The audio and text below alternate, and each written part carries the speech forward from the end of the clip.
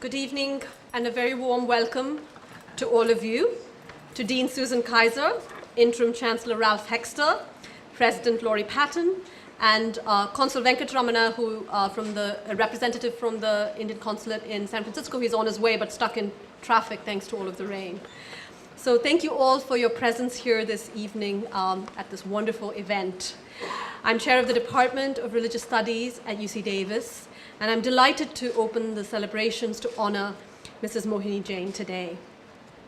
This evening's lecture by President Patton honors Mrs. Mohini Jain's long history of giving to UC Davis and her commitment to education and the principles of robust dialogue that are at the heart of the university's academic mission.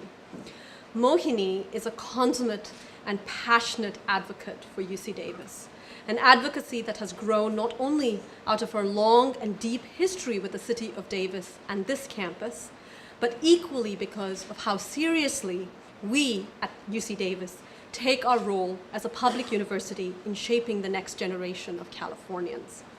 Her support has been broad in the sciences, in education, and in the humanities, and she has been a tireless champion of India and South Asia studies.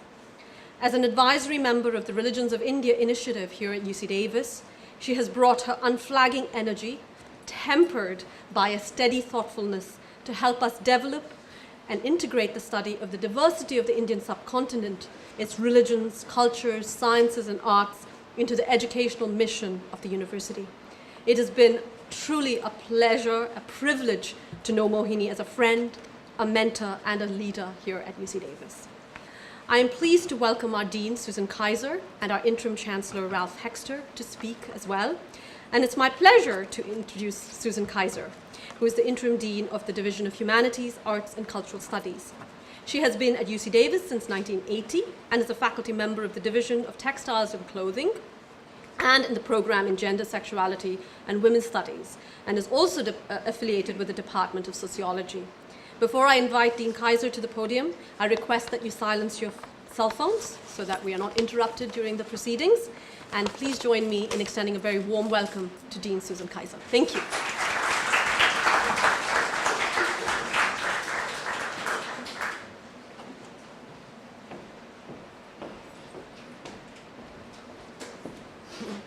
Thank you so much, Archana, and thank you for all that you've done to help in making this possible. And thank you, members of the audience, for joining us for this very special evening. It is my pleasure to be part of this announcement of this wonderful gift to the university, the College of Letters and Science, the Division of Humanities, Arts, and Cultural Studies, and our fantastic Religious Studies department. This is such a wonderful addition to the department, and I know the colleagues will really welcome the new Jain Chair. The Jain Chair will be used to do some wonderful things at UC Davis. And just to include a few of these things, the Endowed Chair will promote a robust research profile through peer-reviewed publications of books and articles, contributing to an international reputation in Jain studies. The faculty member in this role will teach courses both at the undergraduate and graduate levels, and will really introduce students to the academic study of Jainism and expand on their study of Jainism more broadly. The chairholder will engage in community outreach through public lectures, symposia, and other events focusing on Jainism. The attend and host national and international conferences on Jainism and visit Jain centers in the U.S., while also inviting scholars from India to visit and teach at UC Davis. We look forward to student research being promoted and supported as part of this, both at the undergraduate and graduate level.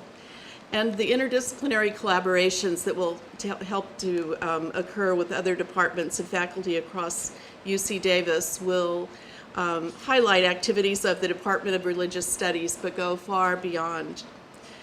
We also look forward to the leadership in Jain Studies to kind of really put Davis on the map in this very important field. The chair will greatly enhance the Religious Studies Department, joining the Castelfranco Chair and 3 other endowments, making this department one of the truly accomplished religious studies departments in the nation. It will also greatly increase our study of India and South Asia broadly at UC Davis, giving UC Davis a unique role in assuring that South Asia studies is broadly and deeply understood and taught in California and beyond. Now, it is my pleasure to introduce Interim Chancellor Ralph J. Hexter.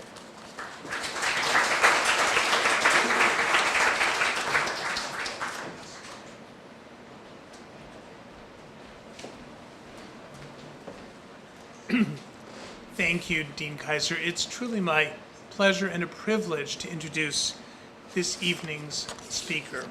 Before I do that, I'd like also to acknowledge the two reasons that this event is so special. First, it gives us a rare opportunity to hear from a highly distinguished scholar and educator, President Laurie Patton of Middlebury, whose topic addresses religious plurality and dialogue in India. Dialogue as conversation and debate is a quintessential aspect of Indian intellectual traditions, where it shapes texts, rituals, philosophies, practices, and identities.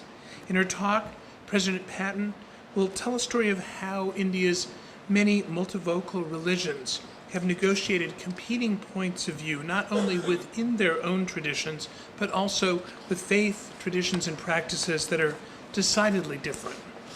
This, then, she suggests, offers one way of how we might think about religious identity in the contemporary moment, and one that usefully reorients our East-West axis in potentially illuminating ways. The second reason that this evening's event is so special is that it allows us to honor Mrs. Mohini Jain, a longtime and treasured friend of UC Davis. I cannot here do justice to her remarkable life and efforts on behalf of the university and local community, but let me just give you a thumbnail account. Mohini is trustee of the UC Davis Foundation Board and was a member of the Foundation's Executive Committee. She was a member of the Board of Advisors for the UC Davis School of Education for 7 years, and she currently serves on the Board of Advisors for our program in Religious Studies. Mohini and her late husband, UC Davis Professor Anil Jain, have been longtime philanthropists and supporters of UC Davis. Mohini and her family, as you've heard, have endowed a presidential chair at UC Davis. The chair is dedicated to the study of Jainism in the Religious Studies Department, and the holder of the chair will serve as an interdisciplinary leader on campus for the study of Indian religions and South Asian broadly, as the dean just said. By this gift, Mohini is made a Chancellor's Laureate at UC Davis. Now, the story, I understand it, that President Patton will tell in her talk is particularly appropriate, for it focuses on a formidable woman named Maitreyi, who values dialogue, debate, and conversation. This, after all, describes Mohini perfectly. It's equally apt as a description of the Jain Studies Chair, given that one of its core missions is to enable dialogue across different constituencies, between faculty, between students, and between the university and the community. Please join me in thanking Mohini for her generosity and commitment to our students and faculty.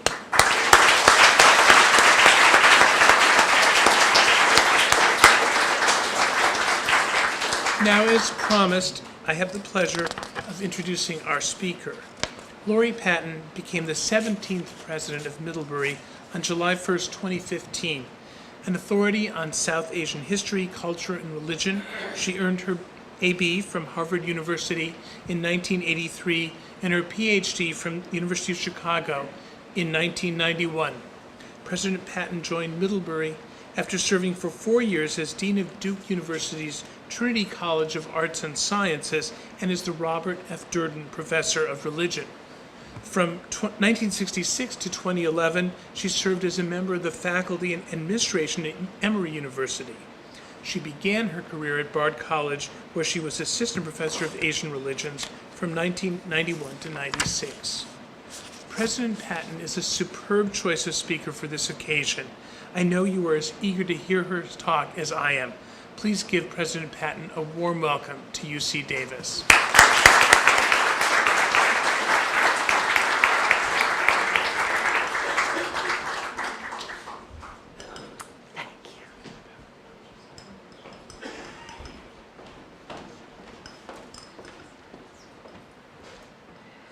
Thank you so much. Can everybody hear me? Okay, thank you so much, Chancellor Hexter. I just have to say, standing room only in a lecture on early Indian religions, something must be going right with the world. It's fantastic. So it's delightful to be here at UC Davis and to celebrate this new chair in Jain Studies.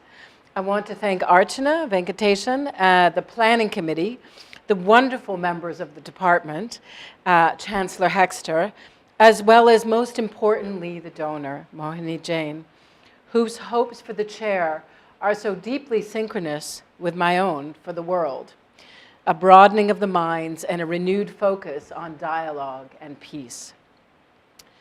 My lecture will look at the ways in which the ancient dialogical traditions of India can contribute to that goal, as well as more broadly the goal of liberal learning in our institutions of higher education. The idea of a chair to explore the complexity of early Indian religions with a focus on Jainism and a focus on how they can contribute to making peace in the world today, that is a dream come true. Mohini, there are very few people like you who exist in the world. And I really mean that. I was very clear. I edited a series on dialogue in early South Asian religions. This is one of the books that have come out by that title. I would like to gift it to you after the lecture. And I hope that you will find in it sources of inspiration as I have. I also was instructed to give a general talk and to assume very little knowledge about Indian traditions, although I hope I can do one thing, and that is create a curiosity to learn more for those who are just coming to the study of India, and also to learn more for those who are very familiar with the study of India. I will also just be lecturing today with no PowerPoint because I want my points to be powerful. And I want to encourage us all to listen. Close our eyes and listen. I'll be telling a lot of stories.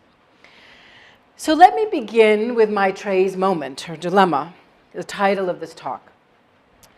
Maitreyi occurs as a character in the Upanishads, ancient Indian texts dated from about 900 to 300 BCE, where there was a questioning of the meaning behind the ancient Indian practice of sacrifice to the Vedic gods.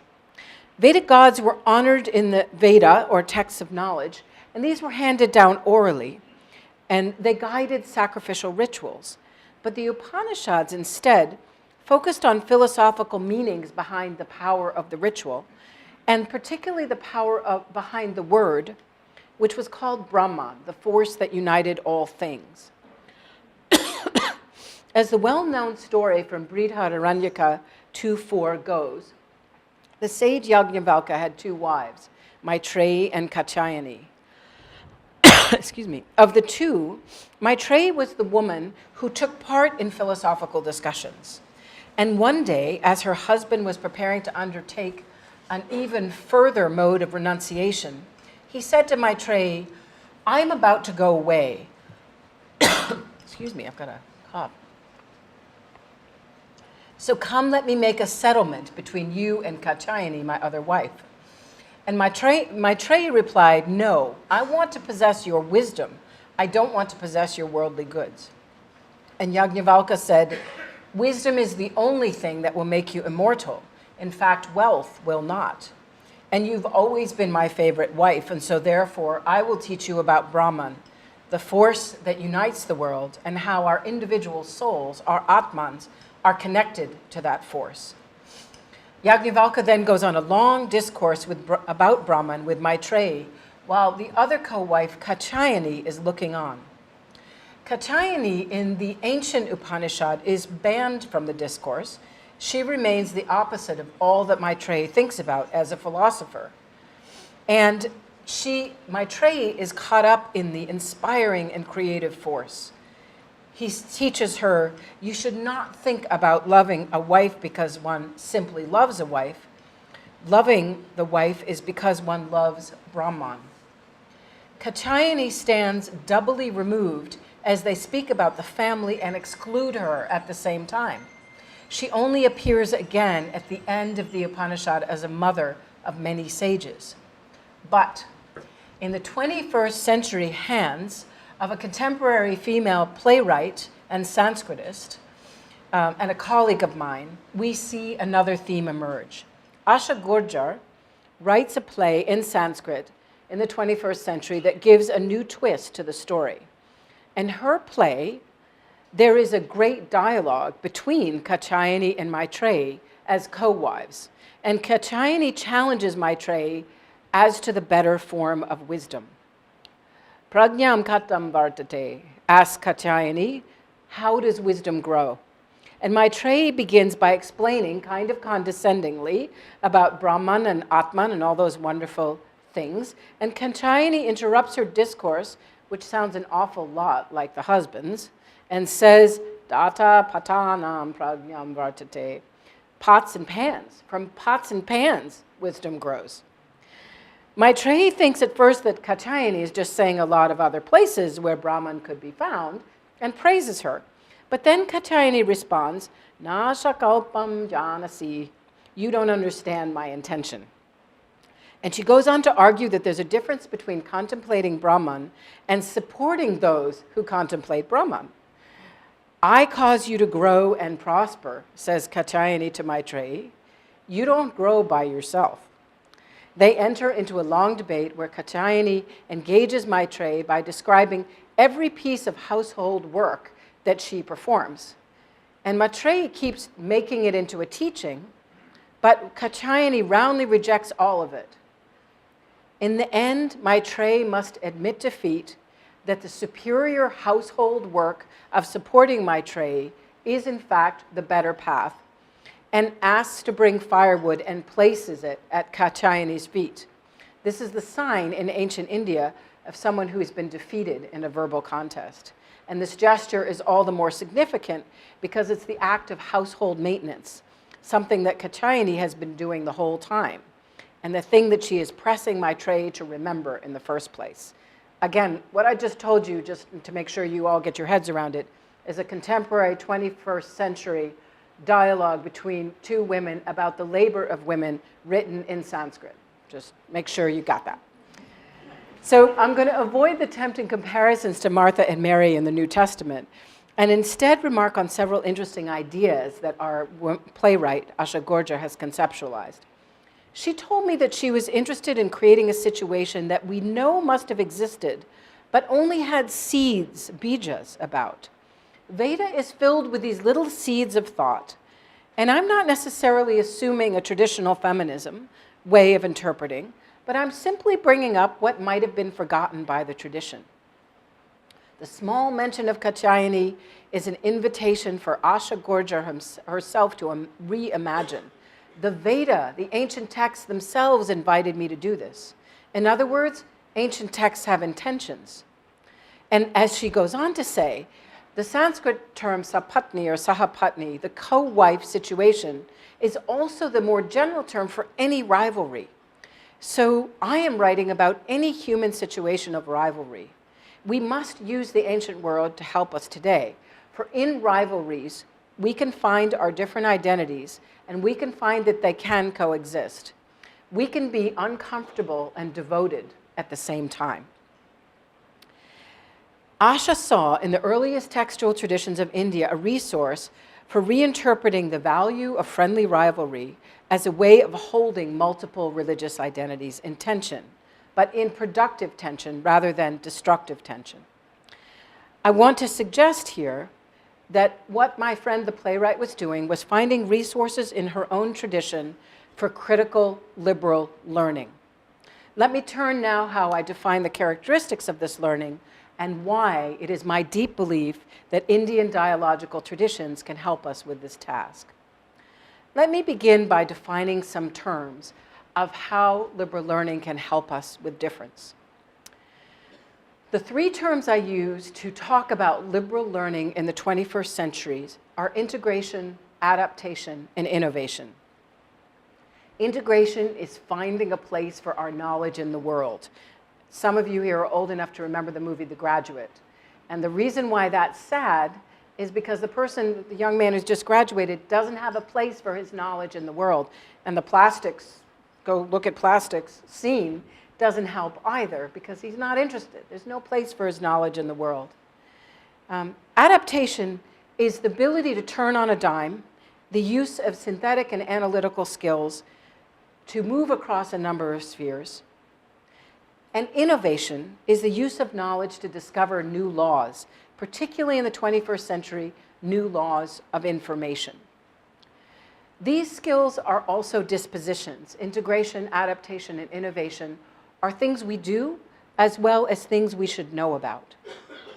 We can and should make the case for these three dispositions and skills repeatedly.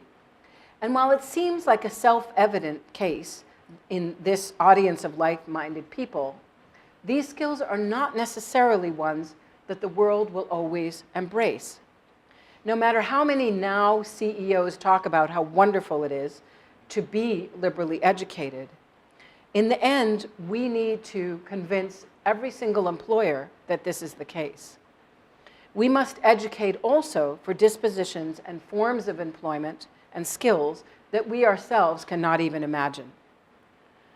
But what I want to suggest further, even though I imagine we all generally share these ideas, that there are two more aspects to liberal learning that we may not agree on, but I want to be provocative and useful, and so I'm going to suggest the two more. A liberal education should make one socially and intellectually uncomfortable and permanently restless. Let me turn to this idea. Each year I define and redefine these ideas of integration, adaptation, and innovation in new ways for my faculty. And when I turn to innovation, I say it is innovation with a keen eye to tradition. In my experience, academic change is most effective when part of it is deeply traditional. The best change allows scholars and teachers and students to do what they've always wanted to do, only even more so because that change is now deeply familiar. Excuse me. Academic change is what my friend and novelist Jim Grimsley taught me about the ending of any good novel. It should be both surprising and inevitable. And the important thing about academic change is that self-aware particularity is the goal. Liberal learning should engender a kind of cosmopolitanism that has profound empathy with the vernacular forms of life that occur all around us. And that is the purpose of dialogue. So liberal learning should engage with traditional cultural forms and should do so dialectically, both positively and negatively, as a form of encouraging critical thought, as well as translocal ideas. In America, this might look like revisiting again the connection between land ownership and liberal education in the liberally educated male of the 18th century, where some of these ideas came about. In India, it might well look like a revisiting and rethinking of Vedic, Upanishadic, Buddhist, and Jain forms of debate and pedagogy, both for their traditional as well as their resistant practices and outcomes. It might examine the role of rebels and outsiders and how these ancient rebels and outsiders were also taken up as deeply instructive and traditional by 19th and 20th century reformer educators like Ramohan Roy or Tagore or Vidyasagar. We need educational origin stories, educational heroes and heroines to build up and tear down, to invent and undo and reinvent. Now to my second point. This is the question of critical thinking and social and intellectual discomfort. I think we think of the element of discomfort less frequently than we might. Let me explain. There are people who are liberally educated and quite comfortable, not uncomfortable. Those, in fact, are the people who are in a ruling landed class and whose liberal knowledge ended with a set of capacities. They might have been interdisciplinary. That was the trivium of the Renaissance Europe. There was the traditional Dharmashastric tradition of the Brahmin in ancient India. But while that might have been an expanded curriculum, it was also circumscribed. In such a curriculum, we say, yes, we'll expand, but we'll expand to this and no further. How many times have we heard all around us in the academy, I was not trained in X, so therefore I can't comment? My question would be why? I have two stories about circumscription in liberal education, one from the United States and the one from India. In the United States, a colleague was teaching a course on religion, not a common part of the curriculum in India, but one that is in the United States. He was teaching comparative monotheism, Islam, Judaism, and Christianity. The class had just finished a section on Catholicism, and someone said, "Who's the woman and her baby I keep seeing in all the pictures?" This was not an international student, but someone who grew up in the United States. When the professor got over his initial shock, he asked the class to find out on their own. They told him that they were worried that they would not be able to do so. That shocked him even more. He felt that he had failed to give them that number one skill, to find out anything about a religion because their curiosity drove them to. My second example, in India, a friend was teaching a course on film in an architecture school. He used the phrase short circuit.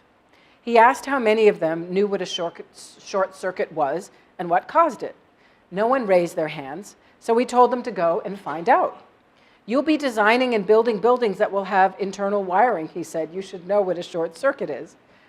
But no one fulfilled the assignment, except one student, 2 weeks later, who gave him a copy and pasted Wikipedia article on a short circuit. Both of these classes in the United States and India were liberal education classes, and these students were liberally trained. Both classes knew different kinds of things, different religions in the case of the class in comparative monotheism, or design and construction in the case of the class in architecture. But they could not extend their knowledge, nor did they possess the courage to extend their knowledge about a basic thing about which they were ignorant: the Virgin Mary and a short circuit, key elements in training and key features of their education. But what if we assumed that such expansion was important even beyond one's training once it had finished? That one was to be perennially, restlessly uncomfortable with where one was intellectually? That is the deeper and, in my view, more essential piece of liberal education and of interreligious dialogue: infinite, lifelong curiosity. I think it is not only intellectual discomfort, but also social discomfort. If, in fact, the global citizenship demands us to be both vernacular and cosmopolitan at the same time, then we should also move between the relative realms of power and privilege, constantly renouncing and rethinking what power and privilege mean. I think this is a key difference between a liberally educated person who is circumscribed in his or her or their education. They are thinking about multiple skills, but they're also thinking about multiple comforts. They're circumscribed in their comfort. And those who are less circumscribed are questioning and criticizing and perhaps even moving between social orders as a way of unsettling the status quo. That does not mean that liberally educated people should always renounce wealth or power, although some have thought so, but rather that they should understand it relatively and constantly question the wealth and privilege that comes with a liberal education. They should be critically engaged with both the vernacular and global social worlds. So given what I've just shared with you above, it will not come as a surprise to anyone here that I will also argue that every culture must find its own dialogical antecedents for liberal learning. That is part of developing a deep vernacular for liberal education. And will not be a surprise to anyone that I think that there are many resources for liberal education in India, one that might be combined perhaps with Western antecedents, but ones that should not be jettisoned for a Western model. And here we are not engaging in superficial rhetoric on behalf of an Indian educational system, but rather we are simply developing a series of foundational educational narratives about which we are critical and with which we are engaged. I will begin with the idea of dialogue. Socratic dialogue should not have sole pride of place in the liberal educated classroom. I love it. It's fabulous.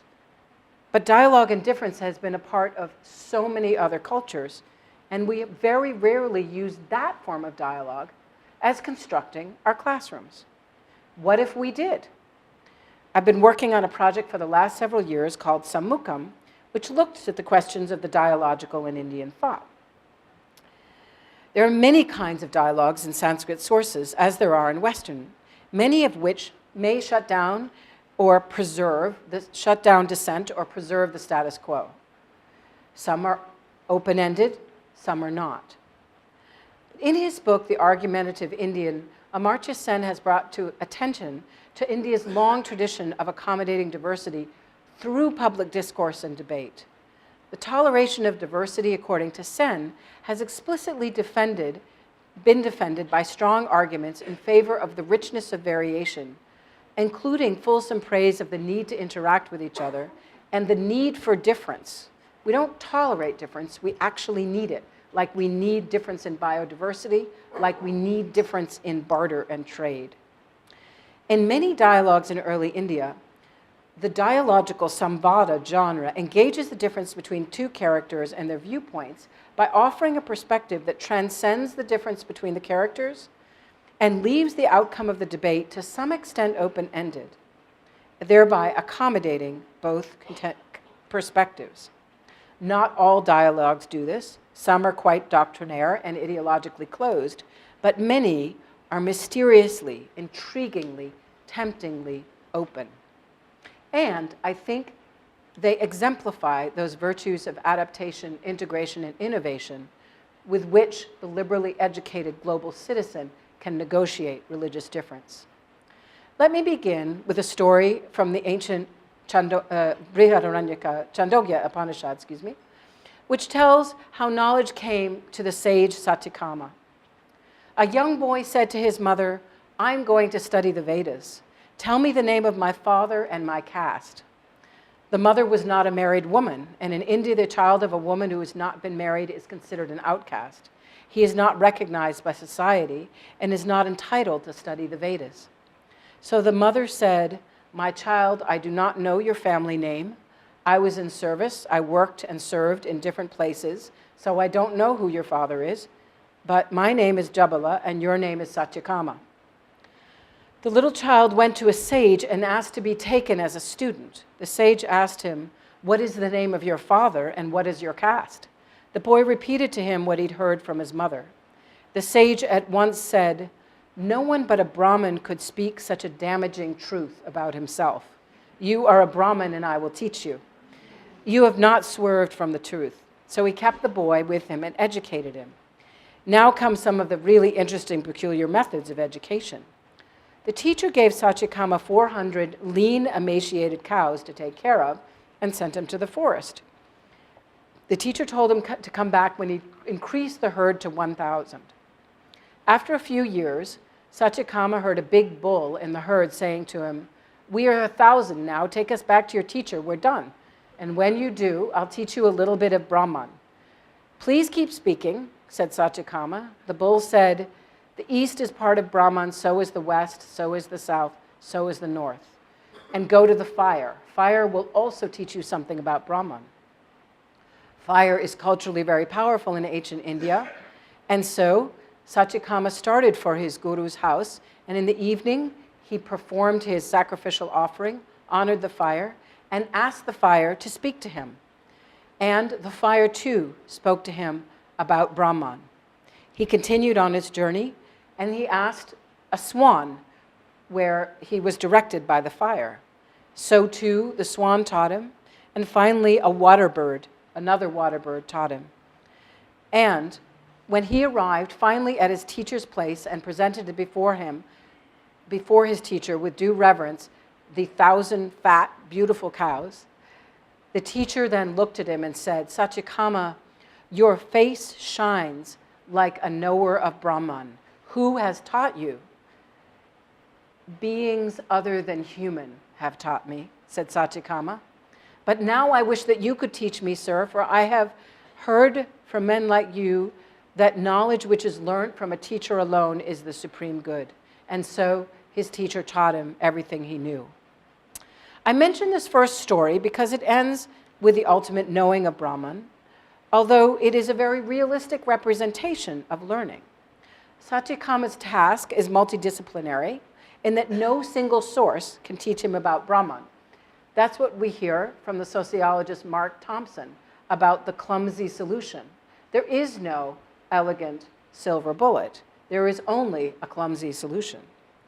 He must learn about Brahman from a variety of sources, and he must learn it experientially.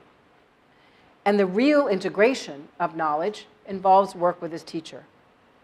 Of course, it would be false to say that such an arrangement with a teacher now, living in one's house and doing the daily chores, is anything like the financial arrangements necessary for liberal learning today. I always threaten my students with, you want to move in with me and do my housework? It kind of gets them thinking. Nor is the model of authority that's present in the Upanishads necessarily the one we want to advocate for the 21st century. But liberal learning foundational stories are not simply models of and models for reality. There are stories to wrestle with and think about and re-envision for our time. There is in this story the environmental engagement with many colleges and universities, and certainly UC Davis have started. There is the experiential learning of a Berea college, and certainly Shantiniketan in its early days. There is the intimacy of the small classroom that we all try to manage in some way or other. But most importantly, the question of Satyakama's social standing is not neatly resolved.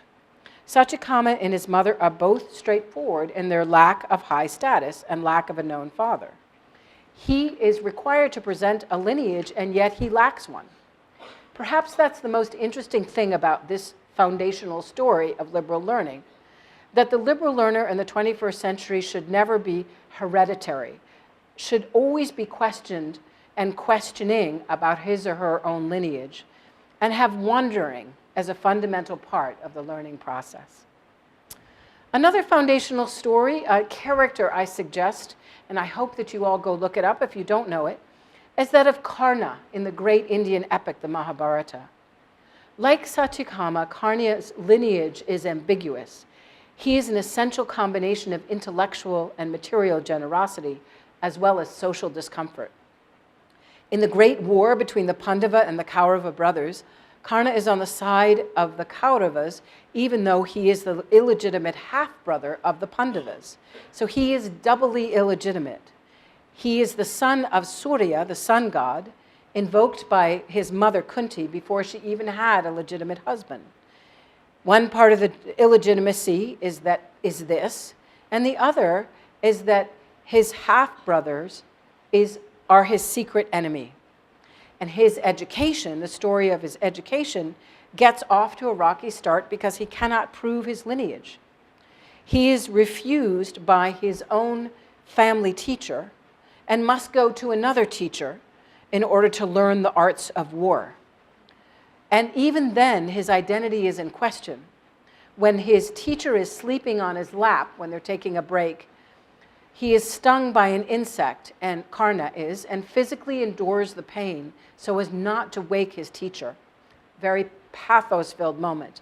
When the teacher wakes and sees that Karna, his student, is bleeding without complaint, he knows that his student could not be a full Brahmin, but is rather a warrior because of his ability to endure pain, and thus rejects him.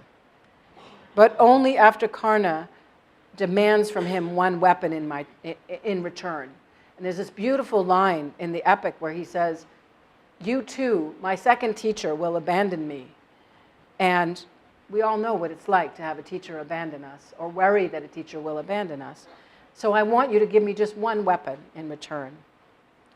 Even when he is vying for the Princess Draupadi's hand in marriage, he is unable to compete in the contest because he is not ruling over a kingdom. And it's only when his friend Duryodhana gives him a kingdom that he is able to compete. Is Karna the perfect role for liberal learning? Of course not, nor is Satyakama. He insults people. He has a tragic end. He hates his half-brothers. he's blindly committed to the Kaurava leader Duryodhana. This all makes him a tough character at best. But as mentioned above, foundational narratives are not about perfection. They are about engagement, thinking with stories about the nature of education. Karna's physical strength, his loyalty, his generosity, and skill are constantly questioned by himself and others, and he is constantly restless. He is both with a lineage that cannot be told and without lineage at all. He both has a kingdom and doesn't have a kingdom. His identity is ultimately tied to his learning as a warrior, and yet that same identity is constantly changing shape. He is not circumscribed in his learning, but deeply experiential and creative.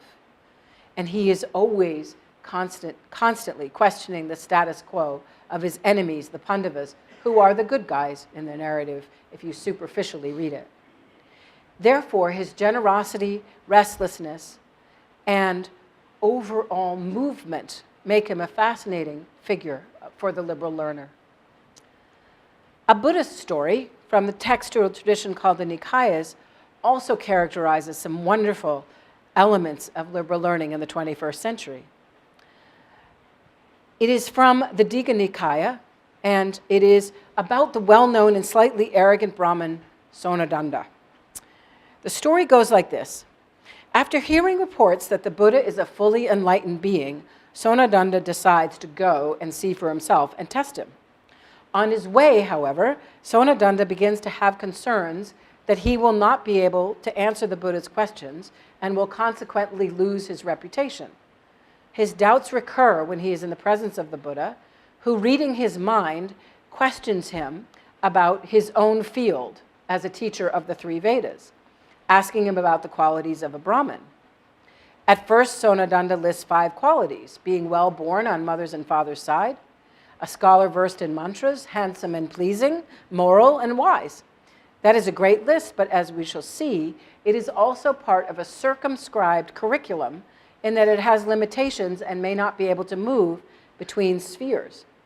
The Buddha challenges Sonadanda by asking if all 5 qualities are essential, or if perhaps some could be left out.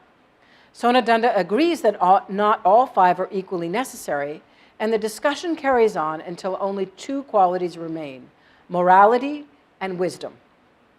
At this point, Sonadanda's own followers begin to question him, accusing him of adopting the words of the Buddha. Finally, Sonadanda is not able to define either quality, so he asks the Buddha to define them for him. We only know this much, Gautama. It would be well if you, as Gautama Buddha, would explain the meaning of this. The Buddha goes on to explain the meaning of both wisdom and morality, the developing of restraint, the faculty of the senses. And he says that, my Brahmin, is morality. And he also discusses the psychological consequences of practicing these physical and mental disciplines. And he goes on to talk about the various insights of the cessation of desire, which he defines as wisdom. Sonananda responds to the Buddha's discourse by asking that he might become a lay supporter and offering a meal to the Buddha, just as Maitreya did to Katyayani in our earlier story.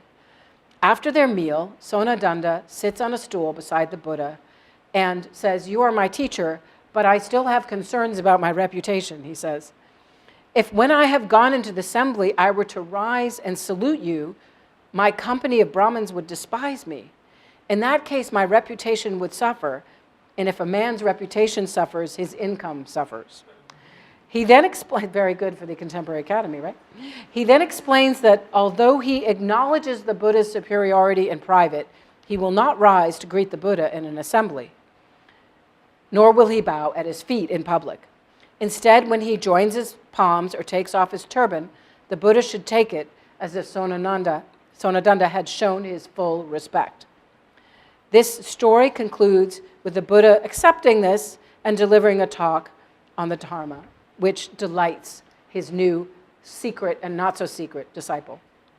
Here we have a narrative about the larger meaning that transcends social boundaries, but also involves social discomfort. First, we have an authentic engagement with difference, a confrontation between two interlocutors who espouse different religious ideas and who are designated as different from each other, this time along the lines of religious affiliation. Sonadanda speaks first about his own area of expertise, but is systematically challenged by his interlocutor until his own lack of knowledge is exposed and he literally runs out of things to say. At this point, the Buddha assumes the role of the teacher and offers superior instruction. Sonadanda can recite the qualities of a true Brahmin, but he can't define them. In contrast to the Upanishadic dialogues that we discussed before, the Nikayas are more interested in characterizing the Brahmin negatively. He is insecure before meeting the Buddha, he's not able to answer questions from his own field, and even when privately acknowledging the Buddha's superiority, he won't agree to salute the Buddha with proper reverence, instead insisting that if he were to do this, he might lose the respect of his own followers. Thank God the Buddha is chill with that. He wouldn't be the Buddha if he weren't. There are many stories like this in the Nikayas, all of them critical of the limited, even though multidisciplinary curriculum of Brahmanhood. The Buddhist learner in these texts then can be understood as a liberal learner who needs to find out for him or herself. I'll end with a wonderful Jain story that also introduces an interesting social and religious tension. There are many stories from the Svetamvara tradition, canonical tradition, in the Uttarajayana Sutta. This story is discussed at length recently. It's only really been treated in a scholarly way in the last couple of years.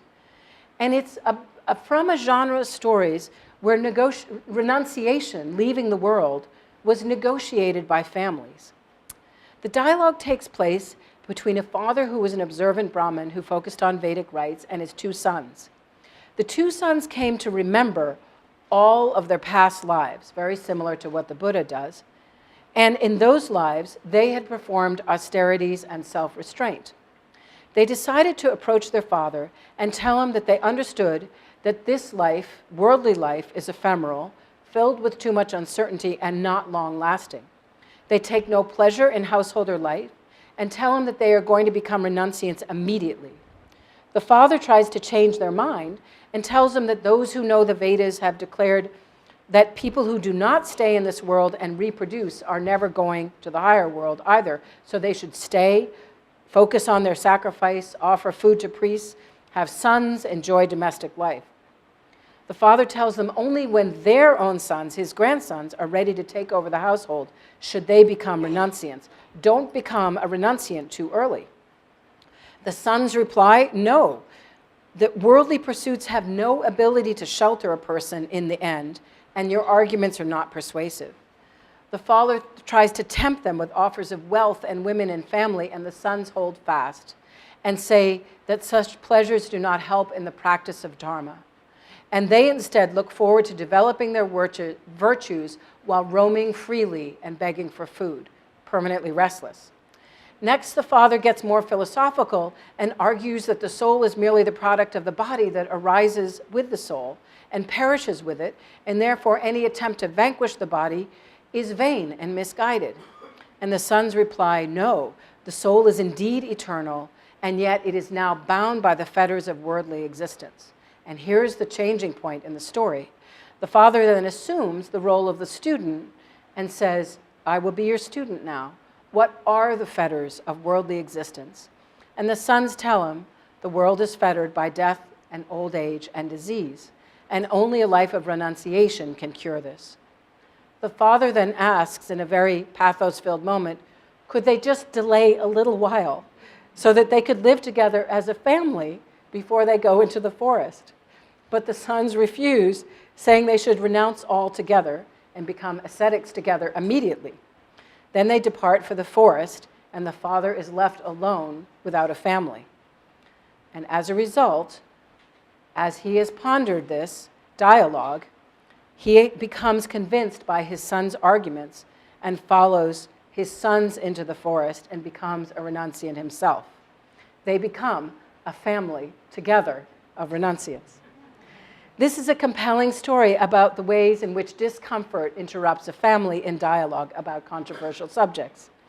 The two worldviews of household or an ascetic two religious worldviews, are juxtaposed within the same family. In addition, the sons become unlikely teachers of the father. Here, like the Buddhist case, the knowledge of Brahmins is seen ultimately as inferior to knowledge of the Jains. But the answer is not simply renunciation. It is also a dialogue about education through the family. And the family unit, in the end, is the unit that renounces. This is an ingenious move that involves a double reversal of roles. It upsets our comfortable understanding of even the uncomfortable tradition of wandering in the forest. If the family stays together, they are not doing so in order to perpetuate the family line.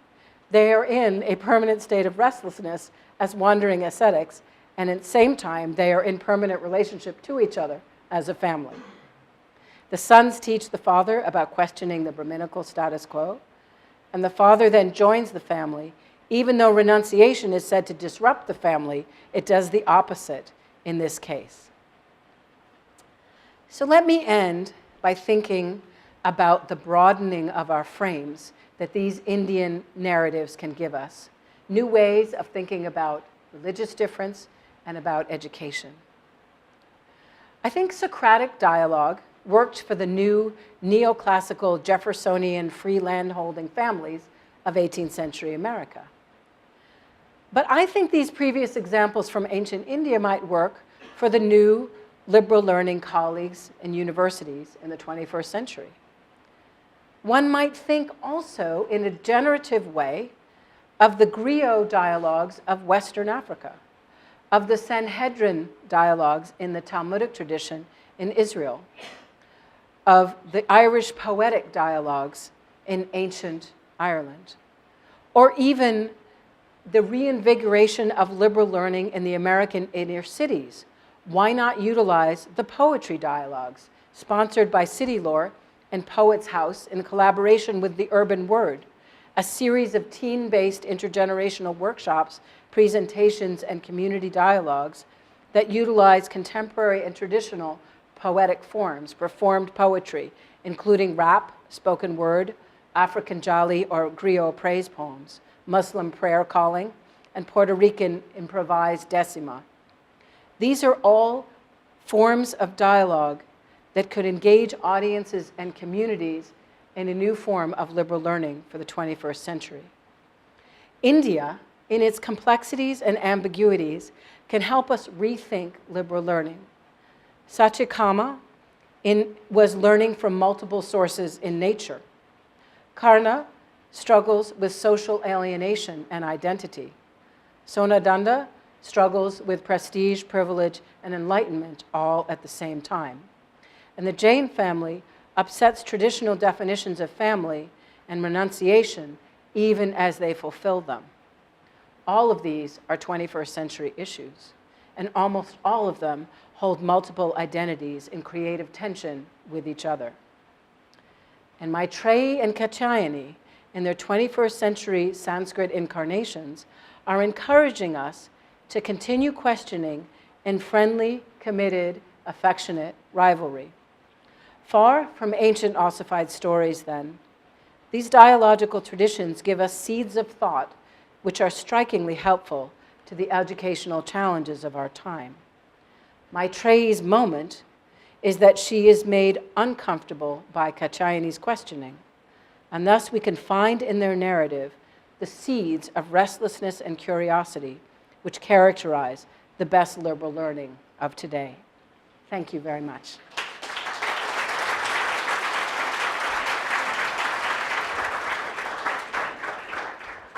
Questions? Absolutely. So we have a little bit of time for some questions, and I think there's a microphone that we have, so open it up. Questions? I should just comment that I was asked by a colleague who had just taught 2 different genocides today to be uplifting. So I hope wherever you are that I've been uplifting.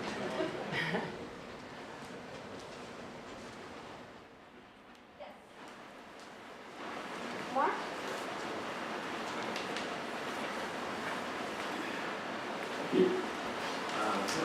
Hi. So it's not, I don't have, so there's a question that's something that notice that I kind of wonder what you respond to.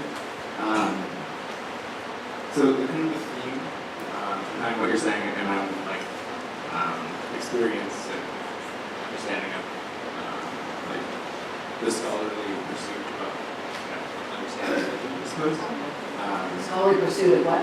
Understanding religion. Understanding religion, yep, got it, with you. Sorry,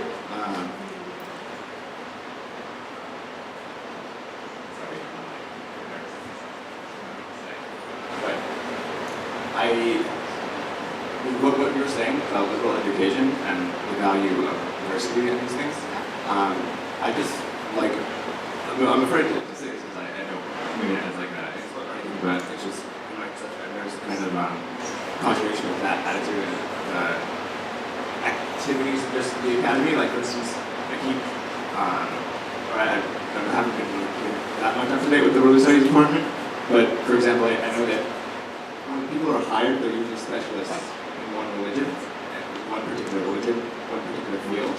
And as someone who's in the administration, like, it just seems to me that we should be advocating for, I wouldn't know what to say, like interdisciplinary things. I fully adhere and appreciate the value of recognizing like one tradition and being more versed in it. But I just haven't seen the interdisciplinarity that I think is behind the spirit of that. Yeah. And I would That's great. I think it's a wonderful question. What's your name? Mark? Mark. Okay. So I'm just going to repeat Mark's question.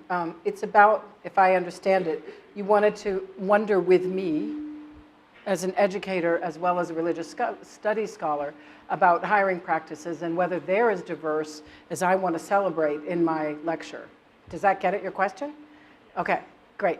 So I think it's, you sort of went to the heart of the matter. So I'm going to speak first as a religious studies person, and then I'm going to speak as a president. So in religious studies, there's a trend now in two different ways in training. The first is to train people with a secondary tradition as well as a primary one. And sometimes people are actually trained in a way that they look at the interaction between those two traditions. And that's really wonderful. So that's a trend that I think will help with the kind of thing you're talking about. A lot of times what you deal with is because people are in the academy for many years. I don't know if that was a comment on our tenure practices or not. They sometimes can reflect training from earlier times. If they're good scholars, they're going to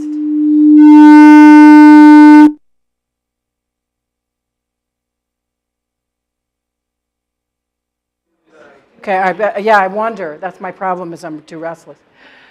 So that's one of the reasons why we need to stay up and current with our field so that we can actually engage with multiple religious traditions. The other thing that we're seeing more and more is a series of fields where the focus is on the history of the interaction between two religious traditions. And more scholars are studying that kind of thing. So I think you'd find the last couple of generations of graduate students who come in to teach in the academy very sympathetic with that. Takes time, but we're pushing exactly in that direction because the study of religious interaction itself is a fascinating topic. Historical interaction is a fascinating topic. So that's the first thing I'd say. The second thing related to that is that there's a normative tradition, even in theological studies, tradition-based studies, that says now you need a second tradition to think about. Not only your primary one, but a secondary one that keeps you honest. This is a really interesting idea. Frank Clooney writes about this and others as well. So that's the way I'd answer as a religious studies scholar. As an administrator, it's a very, very important question. I think we can admit diverse students. We can create practices of inclusive excellence and create a campus where excellence is built by multiple points of view, which is the reason for doing it. There's no other reason to do it except to create excellence, and study after study has shown that diverse groups thinking together create better ideas and better communities. I think that's an important element for all of us. We can do that with students, but we also have to do that with hiring faculty. And to do that, we really need to change each culture department by department. And that's really hard work, but we have to do it. So that means training faculty, talking to faculty, disrupting their ways of thinking, and also assuming that faculty themselves want to be better teachers and educators. And I can tell about the UC Davis Religion Department, they're fantastic teachers and educators. And as we build that goal together, we know that those practices of inclusive excellence will come into play. So that's what I'd say.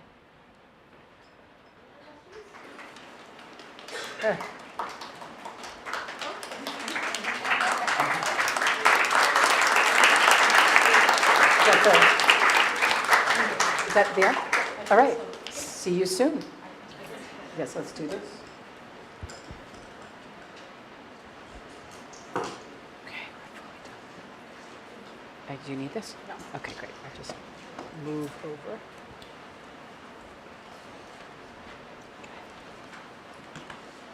There we go. Thank you, President Patton, for your illuminating lecture that helps us consider new ways to imagine dialogue in a plural world and indeed teaching as well, for demonstrating the aliveness of the past in the present, and for bringing home to us what it means to immerse oneself in the study of the multifaceted worlds of South Asia. President Patton's talk has reminded us that dialogue is not only possible in difficult times, but necessary. And for it to be effective, it needs to be nurtured and encouraged. And indeed, this is what we intend to do through a series of events at the Mandavi Center, the Religions of India Initiative, and via the regular programming of the Department of Religious Studies. We are hosting several events over the next several months, and I hope that you will join us for these. Coming up in March is a Chancellor's Colloquium on Indian music history and the ethics of the archive, followed by music concerts at the Mandavi Center, a lecture on the culture of tea drinking in India, a talk on the opium trade, and a spring film festival called Persistent Resistance of Independent Documentary Cinema from India, curated by a Fulbright Scholar in Residence, Gargi Sen. Information about all of these events can be found at the book display at the back of the room. So please take a flyer, attend these events, and support our commitment to make UC Davis the premier place for the academic study of India and South Asia in North America. And I fully anticipate that is what we will become. Mohini's generous gift is the foundation on which our programs will grow. And her gift has already enhanced the study of religions at UC Davis, giving us the opportunity to convene this wonderful lecture and starting us on a path of a really exciting conversation. And it inspires us to continue in the spirit of dialogue with imagination, joy, and a burning intellectual curiosity. Before I sort of finish up on the comments, I do want to acknowledge that we have a very distinguished scholar of Jainism here in the audience today. Professor Padmanabh Jaini is a retired professor from UC Berkeley, a professor of mine from my alma mater, Cal, and he is the foremost scholar of Jainism. And it's such a privilege and honor to have him here on a day that we are celebrating Mohini's wonderful gift.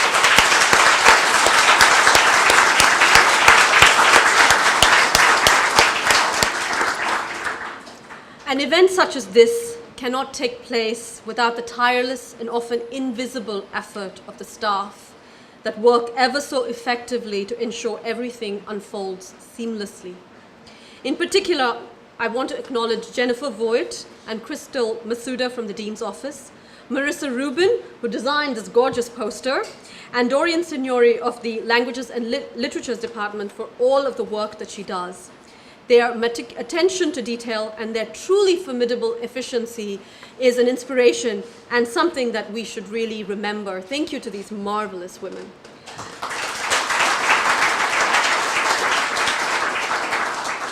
Last but never least, thank you all, our guests and Mohini's family and her many, many, many friends for joining us this evening to celebrate her and her gift and to mark this exciting milestone at UC Davis.